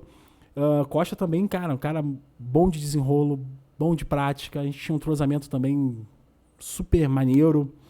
Então é isso, quando você chega em um local, você às vezes chama atenção. E aí? Então eu me sinto no seguinte, eu acho que se eu vendo um produto, exemplo, se eu vendo o curso, se eu estou ensinando, as pessoas estão vendo o meu vídeo falando que você tem que estar com a moral elevada. Quando eu chego no quartel, qual é a imagem que eu tenho que mostrar? A imagem que eu vendo. Ou seja, tu tem que ser o que você é, irmão. Então, o que eu sou dentro do curso, eu tenho que ser dentro do quartel. Se eu sou vibrador no curso, eu tenho que ser vibrador no quartel. Então, essa é a minha linha de raciocínio. E a gente vai chegar já, e eu não posso deixar de contar essa história, que a gente falou muito do centro do Rio, né, como o quartel central como uma escola, e a gente faz um avanço pro 20º. 20º também é a minha referência até hoje também. Palho Duro, se não for um pouco acima do quartel central. O quartel de São Gonçalo é uma escola, irmão. Sim. É uma escola. Eu tenho amigos aí, Miranda, Vitor, com certeza já caíram lá em algum momento e vai poder concordar com isso. Porque a rotatividade de evento é muito grande. Tem uns eventos, né, que eu posso dizer que... Rotatividade de evento seria o quê? Tipos de evento. Tipos, tem graus de eventos ali. É o evento que eu posso falar para vocês que é de classificação verde, que a gente vai falar que é um evento mais simples. E eu tenho um evento de classificação vermelha, aquele mais sério, baleado, atropelamento, amputação. Sim. Então, isso tudo você vive ali no quartel de São Gonçalo. Eu costumo dizer que, assim, cada plantão ali, você não sabe o que te espera. Não que nos outros quartéis sejam diferentes. É porque o número de eventos nessa região, quartel central, vou falar o que eu acho mais, ó. Campinho, Realengo e Campo Grande. Eu acho que são os quartéis que mais correm. E depois aí começa a vir São Gonçalo, Niterói. Sim. Ou seja, esses quartéis que têm um número de evento maior, de duas uma, você pega muito evento de classificação menor, mais tranquilo, classificação verde, ou seja, não é um evento... É um evento mais bobo, desculpa o termo. Quando eu falo mais bobo, de repente é só uma pessoa que desmaiou, sim, sabe? Não é nada tão urgente ou de classificação de emergência. E você só sabe da classificação na hora? Sim, através da tua avaliação. Na hora... Existe o seguinte, quando gera um evento... olha só, a viatura SE 422, tomar aposta para evento de mal súbito. Aí, de repente, a gente faz uma comunicação. Que tipo de mal súbito? O solicitante falou que é uma hipoglicemia. Poxa, aí você já pensa, o paciente é diabético? Não, ou de repente, quer ver, muito comum também, paciente, sei lá, de 20 anos, fazendo atividade física na academia, crossfit, mas de repente não toma café da manhã. Entende? São coisas que de repente, com o aumento, né, do carboidrato ali, do açúcar no sangue, já vai resolver aquele problema ali. Sim. Entende? Mas aí a gente pode fazer, através da regulação, a gente vai fazer um contato da regulação e vão indicar, faz 2 ampolas de glicose hipertônica. Aí, antes disso, a gente faz o controle glicêmico, a gente vai fazer a verificação glicêmica, melhor dizendo, desse paciente. Poxa, e a gente percebeu que está muito baixo. Então, ele precisa de um açúcar, né, de uma energia. A gente tem uma medicação na ambulância que vai fazer o aumento dessa energia, que é a glicose hipertônica. Então, a gente vai ver qual é o problema ali e vai ver se dá para consertar dentro da viatura. Se dá para consertar dentro da viatura, beleza. Estabilizou o paciente, 20 anos, era só uma questão de alimentação. Sim. Você normalizou, vai orientar ele a se alimentar, vai fazer contato com a regulação, pode ser que de repente a regulação libere esse paciente. Então, assim, nesse tipo de lugar você pega muito isso. E ali em São Gonçalo eu peguei também desabamento. Caramba. Peguei desabamento ali e foi um evento... o que me chamou a atenção, o que me fez ser fã do quartel de São Gonçalo, eu lembro disso até hoje. Foi o meu primeiro evento de trauma, foi uma colisão auto-moto. Meu primeiro dia no quartel. Conhecendo a galera, chego muito tranquilo. Fui para esse evento. Não foi o primeiro dia não, mas foi a primeira semana. A cinemática foi o seguinte, eu tava no hospital, eu tinha saído de um evento, levei o paciente para o hospital. Sim. E o pessoal do quartel estava passando rádio querendo um apoio operacional. Olha só, a gente está com um evento aqui de atropelamento, preciso de um apoio de ambulância. A nossa avançada não estava no local, estava em outro evento, o quartel de Colubandê também não estava próximo, ou seja, não tinha nenhuma ambulância empenhada, próxima ali que desse para empenhar. Eu, ouvindo aquilo, acelerei o procedimento, a gente acha que estava com uma vítima mais tranquila, peguei o carimbo do médico, saí do hospital, assim que eu saio do hospital, passo o rádio. Bravo São Gonçalo, SE 422, informa disponibilidade para evento. Positivo, quero anotar o evento. Eu anotei o evento e a gente foi para lá. Colisão auto-moto. Só quem estava no local, o ABS. O ABS, aquele caminhão do bombeiro. Sim. Né? E ali ficam os combatentes. Beleza. Quando eu chego na cena, né, da colisão auto-moto, eu vejo o cara no chão, tava de noite. Quando eu chego perto, eu vejo o cara estricado na prancha, ou seja, todo bonitinho arrumado na prancha. Sim. Olhei pra perna, curativo feito. Olhei pra cabeça, curativo feito. Eu falei, eita caramba, que coisa aqui? O pessoal da ABS, aí, Nascimento, só verificar os sinais, pegar um acesso e levar. Naquele momento ali, minha cabeça foi assim, uau, eu nunca tinha visto isso. Naquele tempo todo de bombeiro, não era comum você ver a galera da ABS fazer isso. Prestar os primeiros cuidados. Não tô falando que ninguém faz, mas assim, não era comum a gente ver. Ele espera vocês chegarem. Às vezes esperava. Na minha época, lá atrás, o pessoal esperava chegar. Só mantinha a segurança do local.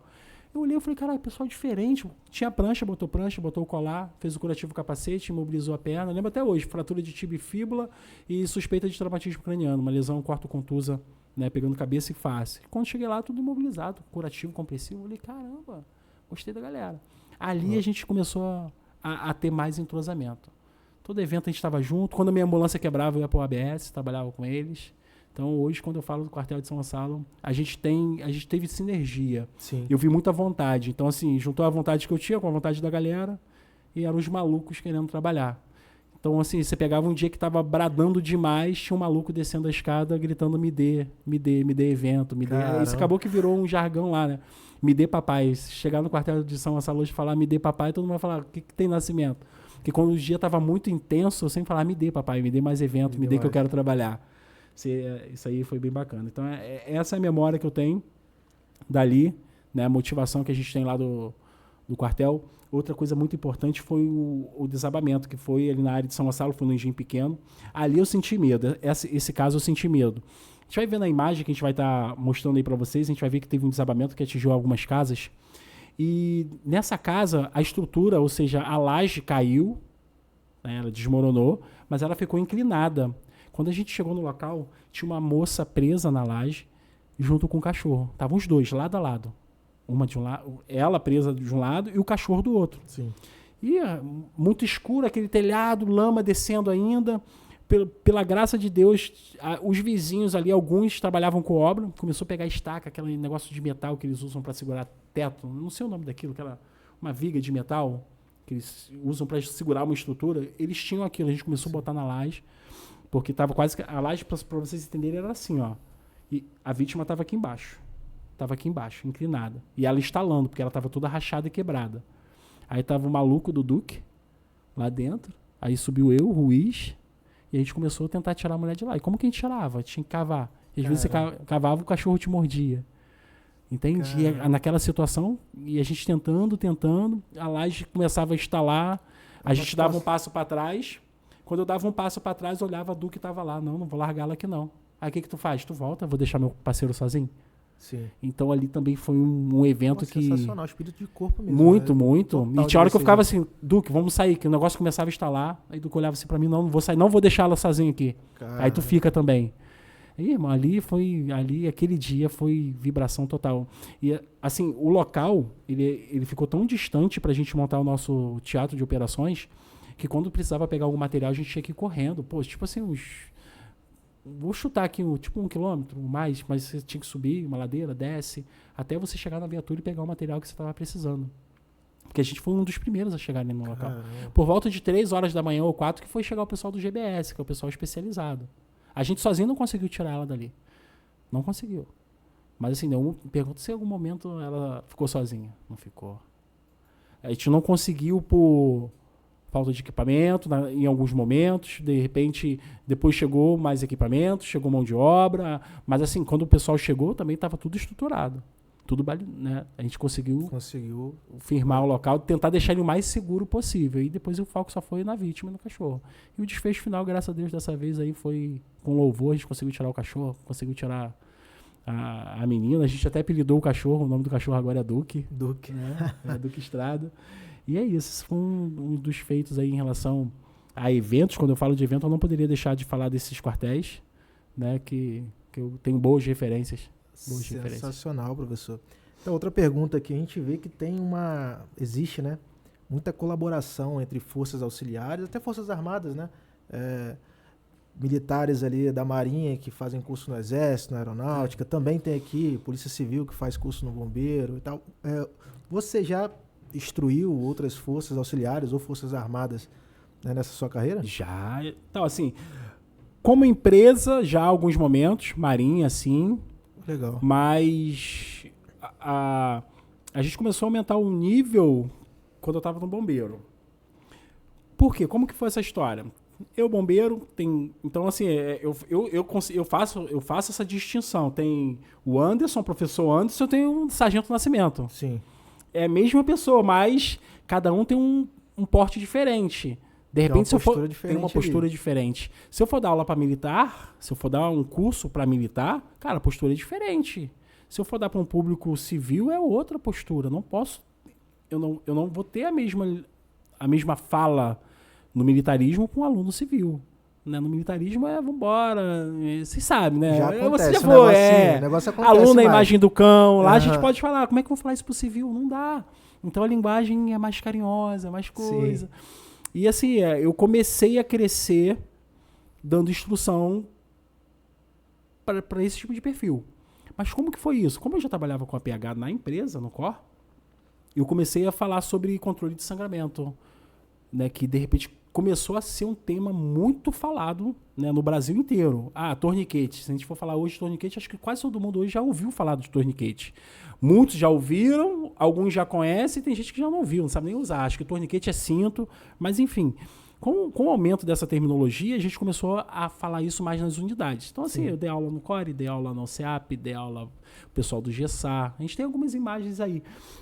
A última turma que eu ministrei no CORE, foi pro pessoal que são os operadores do CORE, que estavam fazendo curso para ser instrutores de tiro. Então, a gente trabalhou lá controle de sangramento, trabalhamos a reanimação. Eu tive participação não acho que em 2 ou 3 episódios lá do GESAR também, né, que é o socorrista tático da PEMES, lá com a Major Vanessa Massola. Pô, legal. Bacana. No CEAP, eu acho que, mas assim, o boom foi quando eu comecei no CEAP. Porque no CEAP eu fiquei bastante tempo. O CEAP mesmo, assim, parece que todo curso o pessoal me chamava. Então eu comecei a ganhar nome no CEAP. No CEAP. E fazendo bastante treinamento com eles, Copar, tava lá, qualquer tipo de curso, até porque a gente também fez o primeiro curso de APH tático no CEAP. Sim. Isso foi bem bacana. Eles, né, o curso deles, eu tava lá presente nessa formação junto com o Thiago. E aquilo ali começou a me dar know-how. Então, assim, o pessoal via, me chamava, dei instruções lá se eu não me engano, é CIAT, ou da PM, onde tem curso de tiro deles lá. Ministrei treinamento lá. Até que chegou um dia, contar essa história que eu acho bem bacana, parece igual Tropa de Elite. Chegou um dia, o pessoal do CEAP do Nascimento, já tá tanto tempo aqui com a gente, ensinando a gente, dividindo conhecimento, vibrando, que tinha questão de tiro também. Tinha hora que tu tinha que pegar o fuzil, fazer o treinamento, e acabou que eu gostava daquilo. Você não tem vontade de ir pro JEP, não? Eu falei, para JEP, para quem de repente não sabe, é Grupamento Especial Prisional, do Bombeiro. Sim. Né? De repente, vamos supor, o militar saiu da linha, fez besteira, precisa ficar no presídio, então vai pro JEP, né? Grupamento Especial Prisional. E só consegue entrar no JEP quem é indicado. E nessa época o amigo perguntou, tem vontade de ir pro JEP? Assim, eu tinha aquele sonho, sabe o que você vê assim, de repente, aquele carro bem distante, pô, eu tenho vontade, mas tá longe. Sim. Então assim, era só uma vontade que eu nunca quis trabalhar algo para conquistar aquilo. Aí falou, pô, cara, até tenho, mas isso é quase que impossível. Ele falou, possível pra quem, cara? Você quer? Eu falei, quero. Pera aí, então. Na minha frente, assim, a gente tinha acabado de dar a instrução, os alunos já estavam... Ele ligou pro coronel. Na época, o coronel Vilar. Coronel, pô, tem um amigo aqui que já dá instrução aqui bastante tempo pra gente, é bombeiro e tal. Tem muita vontade de ir pro JEP, consegue encaixar ele aí? Pega o nome e RG dele, igual aquela central de pega o nome e RG dele. Assim, qual é o seu nome e RG? Passei. Uma semana eu tava lá. Caramba. No JEP. Falei com o capitão Glaucio, na época era tenente Glaucio, hoje já é capitão. Ligou, falou comigo, pô, fulano me ligou lá do CEAP, falou que você é bacana lá nas instruções e tal, tinha vontade de ir pro JEP. Falei, aí fizemos aquela parte burocrática, né, transferência e tal. Quando fui ver, eu tava lá no JEP. Aí no JEP continuei dando instrução lá no CEAP, aí aumentou mais esse meu know-how para controle de sangramento, ou seja, APH tático. Sim. Aí eu comecei a explorar essa área. Montei um curso de APH tático, nosso primeiro curso de APH tático no COR, a gente conseguiu fazer isso, e eu fiz em parceria com o pessoal do GESA, né, com a empresa da Major Vanessa na época. E assim, para você ter ideia, veio gente de fora do estado para fazer curso com a gente. Pô, a turma com sensacional. quase 50 alunos. Militares, médicos, assim, foi um curso muito massa, muito massa. E aí foi. E JEP também foi algo que me deu uma expertise nesse assunto muito grande. Sendo que, assim, a patroa não gostou muito. Não gostou. Sim. Porque foi uma virada de chave. No momento, você está fazendo um tipo de trabalho específico, trabalhando na ambulância. Cara, depois você está num grupamento especial, prisional, levando cautelado para a delegacia, tirando, levando por fora, porque aí já é outro contexto. Tu tá ali, tu já anda de colete, tu já anda de fuzil, pô. Caramba. Entende? Então você já tá com outro foco. Então eu tava ali, eu virei a chave, ó, larguei um pouco a APH convencional e foquei mais no APH tático. Tem que ficar bom no quê? Tem que ficar bom no tiro. Então era treino de tiro direto. Tinha CEAP, rolou fogo, rapaziada, vamos dar tiro. Tiro, técnica de tiro. E não sei o quê. APH tático também, colocação de torniquete, preenchimento de feridas. Então comecei a focar muito nisso. E minha esposa começou a ficar preocupada. Por quê? Antes você não estava dando tanta atenção pro COR. Você tá com esse negócio de APH tático. Aí eu aproveitei tudo que tinha que aproveitar e depois eu saí do JEP. Aí quando eu saí do JEP eu fui pro HCAP, que foi o hospital. Eu não tenho perfil pro hospital. Aí foi onde eu saí do HCAP e fui pro 20º. Então foi basicamente Sensacional, isso. professor. Então o curso de APH foi um sucesso, um marco, assim, né? Foi. Assim, o que fez esse treinamento se destacar a ponto de atrair profissionais, médicos, né, outras instituições ali de segurança, enfim. O que tu acha que foi um destaque ali, né? Então, acho que a gente mostrava muito como que era o nosso trabalho.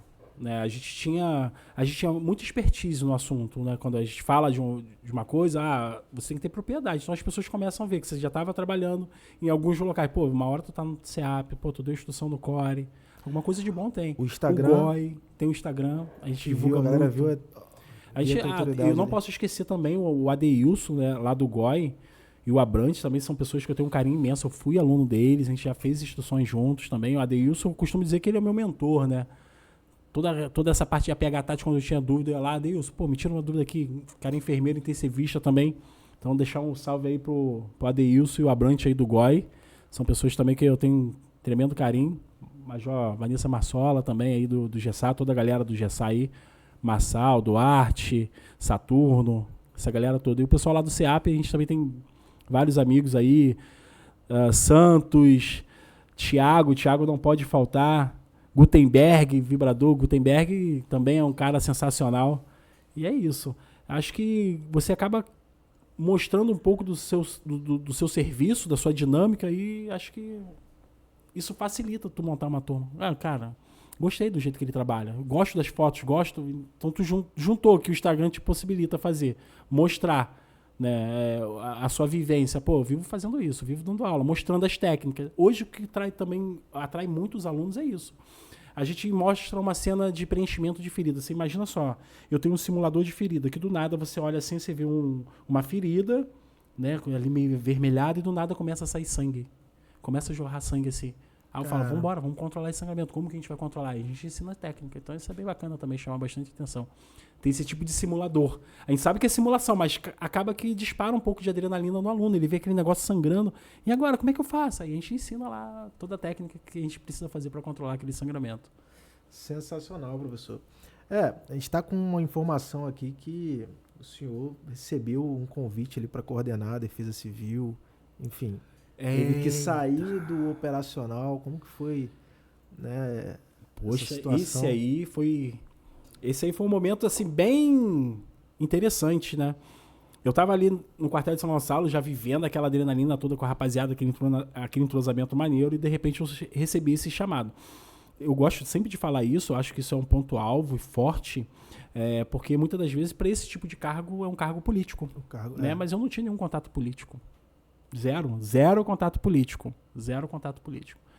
Né? Aquilo dali começou, alguém que me conheceu, eu fiz um pedido, mas não era para aquilo, eu pedi um emprego. Cara, quero trabalhar de segurança ali no lugar tal. Sim. Aí o cara, tá bom, vou ver isso pra você. Aí beleza, deixei quieto. Ele passou uma semana, passou 2, ele não conseguiu. Aí ele me chamou pra uma reunião. Anderson, tá de bobeira? Vem aqui que eu quero conversar contigo. Cara, eu não consegui arrumar aquele negócio não, mas eu tô com um negócio aqui na cabeça. Caramba. Ele era político, Que você mas nem- ele que me procurou. Eu nem imaginava. Nem imaginava. Aí ele falou assim, cara, Defesa Civil, te interessa? Eu falei, pô, já estudei isso na minha formação de bombeiro, mas isso é só aquela pincelada, né? Eu falei, vambora, pô, vamos pra dentro. Eu gosto de desafio. Sim. Eu falei, vamos, topo. Sério mesmo? Eu falei, topo. Mas lá no fundo eu falei, não pode ser verdade. Vai dar certo. Eu vou ser coordenador de defesa civil do meu município? Não, isso não tem como. Não tem como. Isso acabou. Tá me enrolando. Dudu, se ele estiver vendo isso aí, ele vai me sacanear. Mas no primeiro momento não levei fé. Eu falei, não, isso aí não vai acontecer não. Em uma semana começou a vir a papelada. Antes, me dá isso, me dá aquilo, dá teu RG, não sei o quê. Tô mandando ofício, a cópia. Já tá na Câmara dos Vereadores. Ele era vereador, né? Já tá aqui na Câmara, já tá todo o processo, já tá caminhando bonitinho. Quando eu fui ver, já tava nomeando. Caramba. Demorou um pouquinho, mas aí foi um processo, a demora foi por conta a burocracia do bombeiro com o município, entende? Mas tudo que ele já tinha preparado já... E assim, trabalhar na Defesa Civil, para mim, foi, assim, desafiador. Desafiador demais. Esquece, assim, a PH, eu acho que é porque eu já tinha aquela vivência, eu já tinha um costume... Saiu totalmente do operacional. Saí totalmente para gestão. Foi gerenciar pessoas. É isso. Aí falou tudo. Gerenciar pessoas. Aí é outro desafio. É a mesma coisa eu estar aqui, de repente, na Bravo, eu ter que coordenar vocês. A tua função é essa hoje, a do Miranda vai ser isso. É difícil. Então, assim, eu tive que transformar aquele local. E assim, eu vou deixar claro aqui, isso eu já falei outras vezes também em podcast em relação... Nosso município de Rio Bonito, né, não estou falando assim de coisa agora, desde quando eu me entendo por gente. Eu sou morador de Rio Bonito há aproximadamente 20 anos. E eu posso falar isso então com propriedade. A maioria dos governos trata a Defesa Civil da mesma maneira. Até hoje, acho que a ação precípua da Defesa Civil é corte de árvore. Quando eu cheguei lá era isso. Corte de árvore. E assim... As pessoas que quando entram no meio político, você entrou por conta de um canal político. Então, muitas das vezes, as pessoas subentendem que você tem que fazer o quê? O que a política pede, né? Sim. Eu não. Eu vou fazer o que é certo. Abri lá, lei 12.608. Atividade precípua de defesa civil. Atuar na comunidade, treinar a comunidade, capacitar, trabalhar prevenção, mitigação. Eu falei, opa, é isso que eu vou fazer. Fiz isso. Aí você começa a ver corte de árvore não é a nossa função. Eu falei, não vou fazer. Aí começou o negócio a azedar. Eita. E aí, não vou fazer. Quer que faça? Quem é que assina aqui? Eu não assino não. Quem é que vai ser o responsável? A gente precisa entender o seguinte, se um colaborador daquele cai e se machuca, quem é o responsável? Ué, mas por que? Aí o Ministério Público vai pegar, mas por que ele está subindo numa escada para cortar uma árvore? Quem é o responsável? Quem que mandou? Qualquer altura que passe de 1,80 m é considerado, né, um trabalho em altura. Então ele tem que ter lá NR35. Parece que eles queriam um bombeiro, um profissional ali da área dentro da... Queria, mas é uma herança que o nosso município tem, que assim, há 20 anos faz isso. Sim. Mas o que eu tentei fazer como gestor? Cara, eu vou olhar quais são as defesas civis que são referência. Rio de Janeiro, Maricá, Niterói. O que eles fazem? Aí eu perguntei, vocês cortam árvore? Não, aí não é nosso. Parques e jardins e tal. Falei, então por que eu vou fazer isso? Entende? Sim. Então eu peguei tudo que funcionava, São Gonçalo também, Major Felipe. Pô, tá cortando? Não, que a gente tem que trabalhar na prevenção da aula, no colégio e tal. Aí eu comecei a ir por esse caminho. Tanto que assim, eu fiquei só 1 ano e meio. Eu saí antes do governo, né, terminar, porque tem algumas coisas que eu falei, cara, o caminho é esse aqui. Eu só vou seguir se for esse aqui. Eu fazia o que eu achava certo. Então, a gente... Isso gerou algum problema ali com fazer o certo? Sim, sempre né? gera. Sempre, né? Incomoda, porque não é legal. Pô, entende? Eu não quero ser tão claro aqui nas palavras, mas assim, acaba que gera, pô. Gera. Isso não tem como mentir. Mas o lado bom. Hoje eu tenho... eu tenho contato com a maioria das comunidades de Rio Bonito. Quando chove, o pessoal me liga. Pô, cadê você na Defesa Civil? Entende? Sabe por quê? Tu era o gestor, mas eu não ficava dentro da base. Eu tava na rua, pô. Se eu for puxar o Instagram da Defesa Civil lá, você vai ver eu ajudando o pessoal a tirar a gente de casa, você dando aula. No colégio que dava aula para as crianças era eu. Foi difícil porque eu queria preparar a minha equipe, mas naquela ali a gente estava naquele pensamento diferenciado. Eu tinha uma linha de pensamento que tinha que ser defesa civil, mas já tinha um outro lado que, não, tem que cortar a árvore para ajudar o governo, não sei o quê. Ou seja, então, quando eu olhava assim, tá, quem é que vai dar aula comigo? Não tinha ninguém. Então, bom, eu vou sozinho. Vou dar aula. Eu vou fazer o que eu sei fazer de melhor. Dar aula. Com 1 ano e 5 meses, a gente capacitou 1.800 crianças. 1.800 crianças em 1 ano e 8 meses sem equipe. Sem ajuda. Sem incentivo. Sem o pessoal ali, cara, tô gostando do teu projeto. Não, era sempre trabalho da porrada. E foi isso. Basicamente, resumindo, Defesa Civil foi isso. Então, assim, sair de cabeça erguida. Pô, tu pode perguntar aí, quem é o representante de Cambucais? Eu te falo o nome do representante. Se acontecer um desastre agora no Sambê, quem é o representante lá? Quem é a liderança? Como fala assim, liderança da comunidade, que todo mundo vai se espelhar. Pô, eu te falo o nome lá. Eu tenho contato aqui. Então, eu acho que Defesa Civil é você estar próximo da comunidade. Você precisa estar perto da comunidade. As pessoas não entendem. Isso eu sempre ouvi no município de Rio Bonito. A prefeitura de Rio Bonito corta a árvore porque dá voto. Não. Se isso dá voto, você não sabe o poder que tem uma criança treinada. Quando uma criança chega em casa com um adesivozinho da Defesa Civil, mamãe, aprendi primeiros socorros. O que você acha que tem mais peso? Sim. Entende? Consegue entender onde eu queria? Impacto, né? Pô, eu penso dessa maneira. Foi a minha linha de trabalho. Cara, eu vou capacitar as crianças. Hoje a gente tem muitas crianças que de repente estão perdidas porque não tem direcionamento.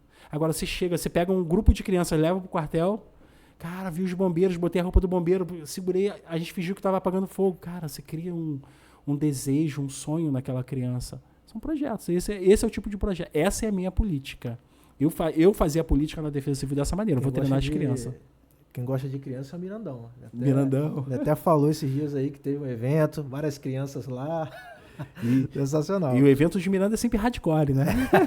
Aquele evento que a galera gosta, a criançada, né? Mas seria basicamente isso. Foi um evento muito bom. Eu tenho amigos lá até hoje, né, que a gente interage, que eu converso com eles. O meu sonho como cidadão é ver a Defesa Civil do nosso município atuando como ela deve atuar. Isso é algo que eu almejo. O dia que eu ver isso, eu vou ficar extremamente feliz, né?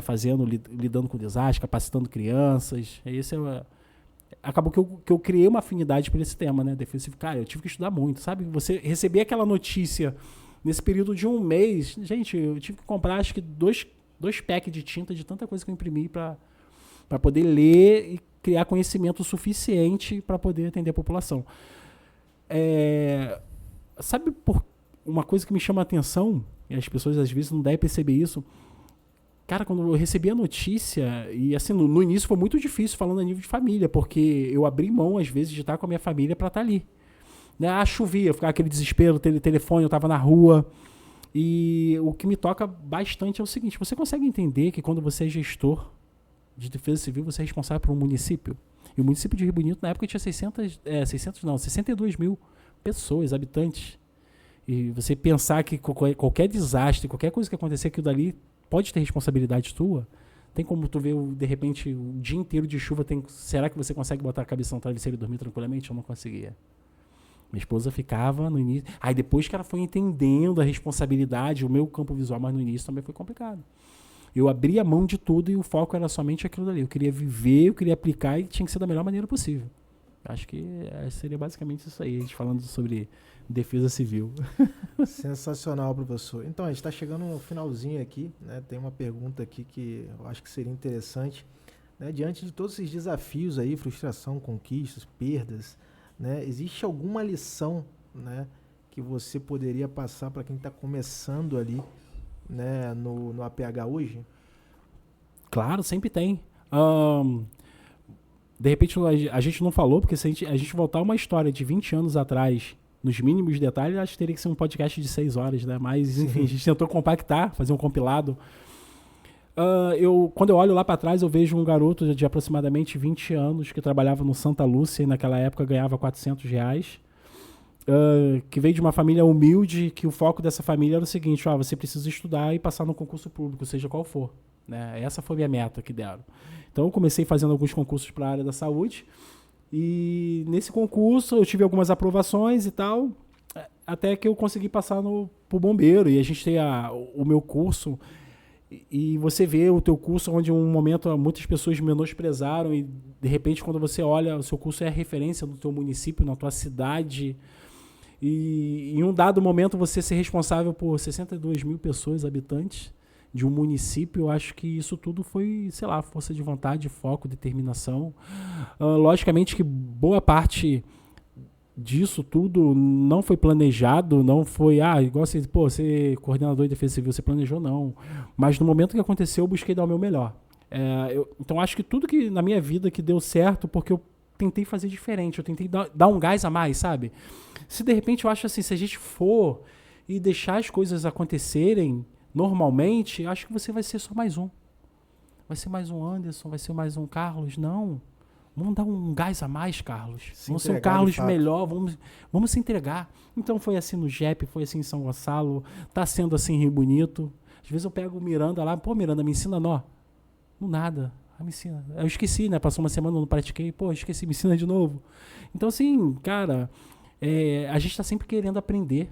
Eu acho que isso é importante, é o que eu levo da vida. Eu gosto. Eu cheguei no quartel de Rio Bonito, que é o meu quartel atual, né, que eu tô nesse momento.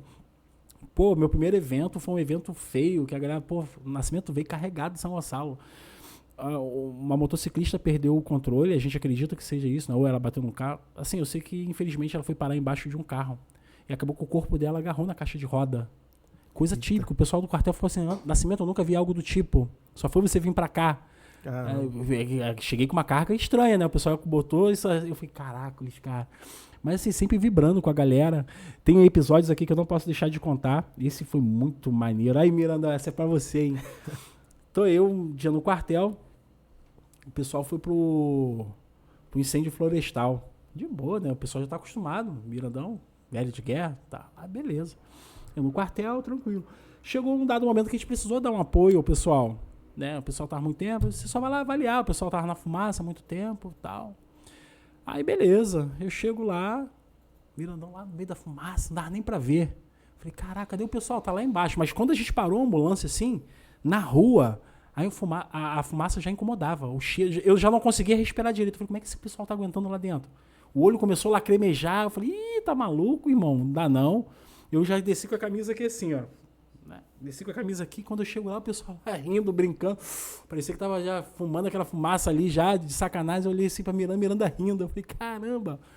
Irmão, eu sei que o negócio começou a torar lá, começou a aumentar. Eu falei, quer saber? Eu vou ficar parado aqui nada, vamos embora cair dentro. Quando eu fui, eu tava lá dentro com ele, mata daqui, desce e corta. E eu sei que... Eu acho que isso é bacana. Uma coisa que eu acho que eu não consigo ser diferente, eu converso isso até com a minha esposa demais. Não sei onde eu aprendi, mas eu sei que isso veio do bombeiro. Aquilo que a gente sempre fala, espírito de corpo, não tem? Sim, espírito de corpo.